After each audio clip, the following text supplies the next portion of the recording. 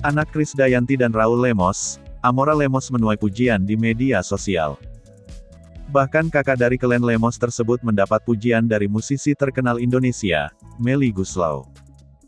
Diketahui, anak sulung Krisdayanti dan Raul Lemos tersebut memang dikenal memiliki suara merdu seperti sang ibu.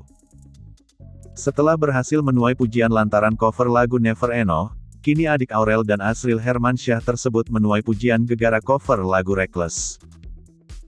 Dikutip dari Tribun News, video bernyanyi anak pertama Krisdayanti dan Raul Lemos itu dibagikan pada Minggu, tanggal 5 September tahun 2021 kemarin. Awalnya video Amora bernyanyi lagu Reckless dirilis di kanal YouTube The Lemos Family.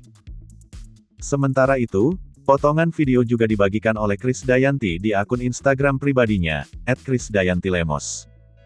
Dalam video, Amora menyanyikan lagu penuh penghayatan. Putri pertama Raul Lemos itu terlihat piawai menyanyikan lagu yang dipopulerkan oleh Madison Beer. Dalam video cover, Amora mengenakan gaun pink dan putih. Unggahan video cover Amora langsung banjir pujian dari sejumlah penyanyi tanah air. Termasuk musisi Melly Goeslaw, Rosa, hingga Cita Citata ikut memberikan komentar.